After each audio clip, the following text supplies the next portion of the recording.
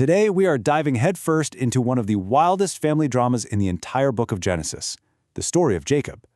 Seriously, it's a tale of betrayal, desperation, and, somehow, a divine plan that's working right in the middle of all this human chaos. And it really makes you wonder. Right.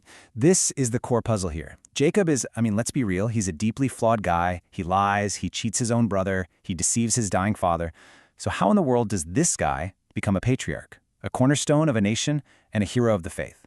Well, that's exactly what we're going to unpack. So our story picks up right in the middle of a massive crisis.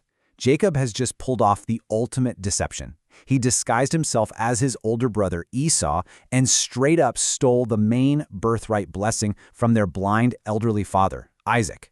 And the fallout from this, it is immediate, and it is catastrophic. Yeah, this isn't just some sibling spat. Esau is so filled with rage that he openly vows to kill Jacob as soon as their father dies.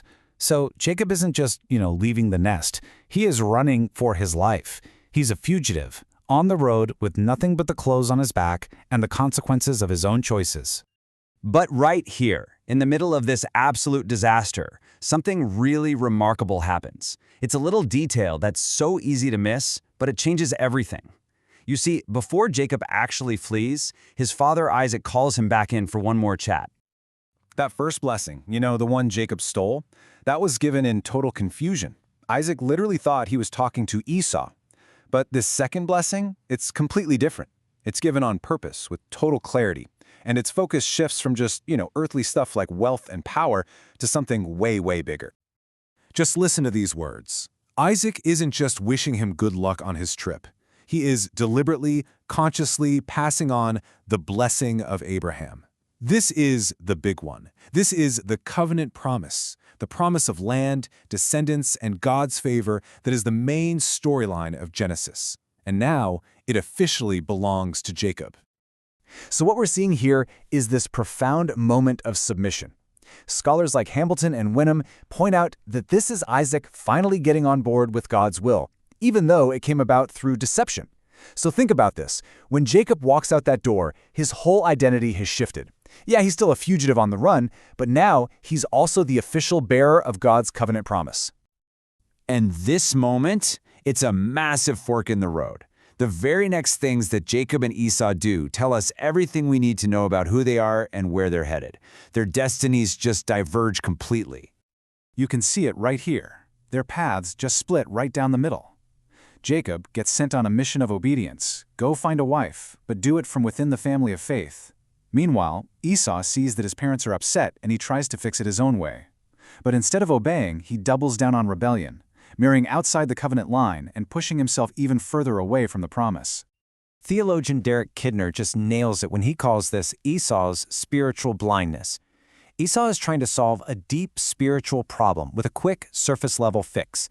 He just doesn't get the importance of the covenant he threw away for a bowl of soup. His actions just scream that he is completely out of touch with God's plan. Now, Jacob's journey to Haran, it's not just about getting away from his angry brother or finding a wife. This whole situation introduces a really powerful idea that we see again and again throughout the Bible, the theme of exile. You see, in the Bible, exile is almost never just a punishment.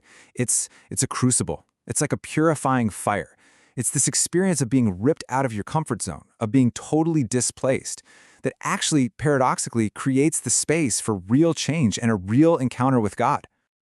The scholar Walter Brueggemann lays out a pretty clear pattern for how this works. It starts with displacement. You're forced out. That leads to vulnerability, where you're stripped of everything you normally rely on. And it's right there, in that moment of weakness, that a person becomes truly open to grace and to hearing from God. And this is a perfect description of what's happening to Jacob. Here's this trickster who always has a plan, who thinks he has it all figured out, and now he has nothing. He's totally alone, vulnerable, a man on the run.